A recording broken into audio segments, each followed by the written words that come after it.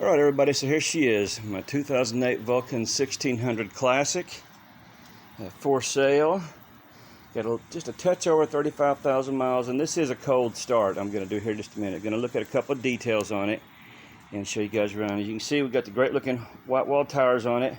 It does have dual front disc brakes, as we can see right there.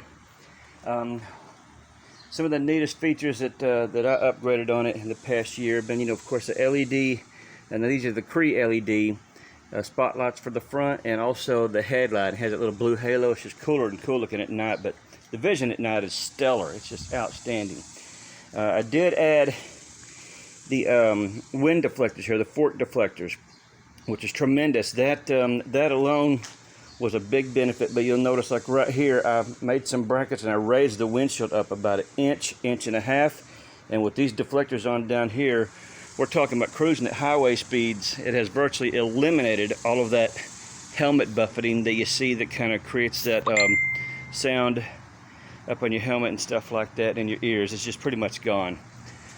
Okay, water cooled, of course, all that stuff. Lots of chrome, fantastic looking highway bars are in excellent condition. Kuryakan pegs up front.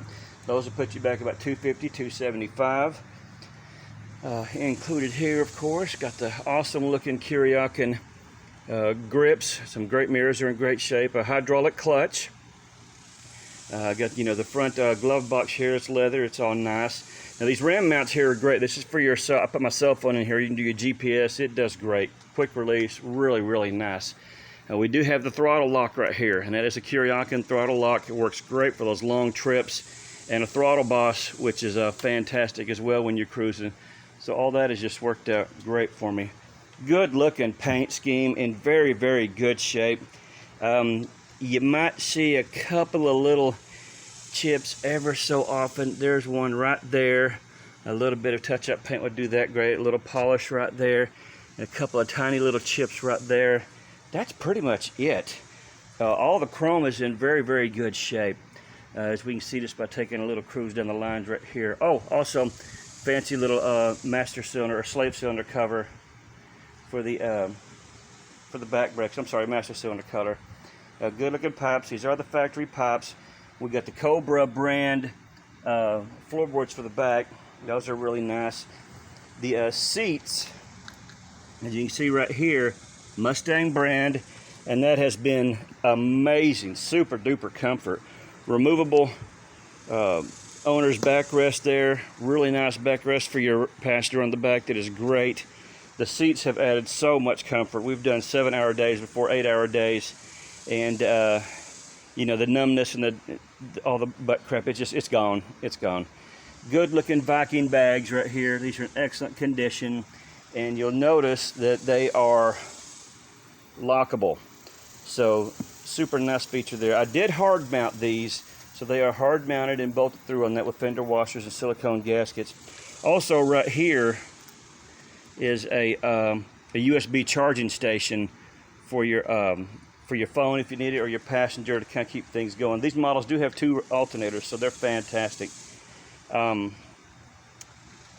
course, the backrest going on here. We've got good looking Cobra back luggage rack. Now on the lights down here, I did wire the tail light in with new dual filament turn signals. So when you turn the lights on, you've got all 3 of these lights lighting up here now. When you hit the brakes, the brake light works, the left turn signal works, right turn signal, all that good stuff. So it adds more visibility at night for night riding. Just a lot of good looking feature. There's really nice and clean. Hella horns. I do have dual horns. The other one's in the toolbox that goes with it as well. So as you can see, everything's in very good shape, very clean. No blemishes with anything there regarding the looks. I mean, it's ready for highway use. We're just changing chapters in life right now. So what we're going to do is turn it on. Get my keys handy. This is a cold start. I'll prove it to you here in just a second. I just pulled it out of the garage. So here's our dash. Nothing's going on. There we go. Everything's working. 35,213 miles. left turn signal, right turn signal. You probably can't see it, but horn is nice and loud. Now we're going to prove it's a cold start. Let me squat down here a little bit. Here's our left cover. Touching it great. Fins, touching them. Hand wrapped around the pipe, touching it. Matter of fact, you can see the little condensation as I move my hand away on that. So it's a cold start. Absolutely cold start. All right. So we'll push a button here, get her ready. And there she goes.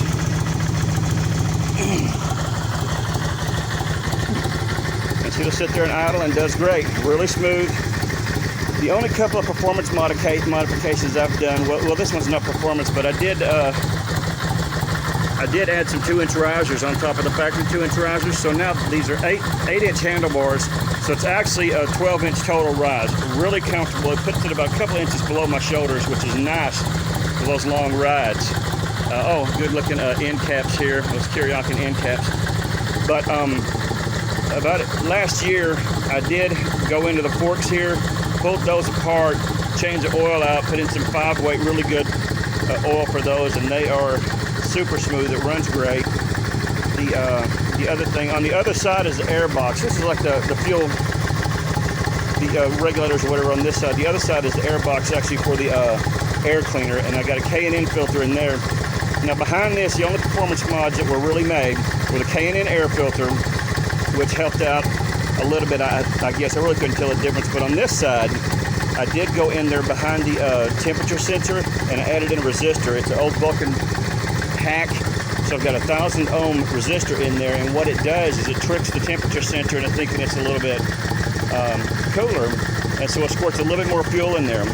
Primary reason I did that was because it knocked and pinged a little bit. I've always used 93 octane gas, but it was knocking and pinging. That's detonation. So you squirt a little bit more fuel in there, it keeps the engine a little bit cooler, and it stops that knocking and that pre-ignition detonation sound. And it did work. It did stop it.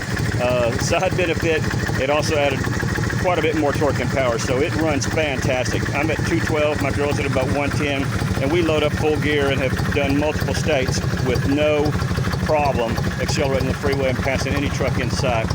The only other thing that was done right here, you might be able to see there's a few holes drilled in. There's a 3/8-inch holes drilled in around the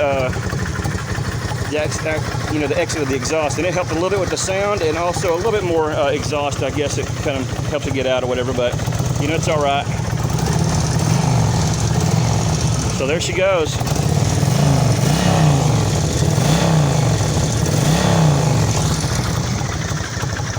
Like I say, she runs fantastic, and just changing chapters in life, or we would not be selling it at all. I had planned on actually just running it to the ground over the years. But there's all our headlights, all the lights are working, and it's fantastic. So, looking to sell her quick. Come on guys, she can be yours. Hit me up, 214-760-3854 in Plano, Texas.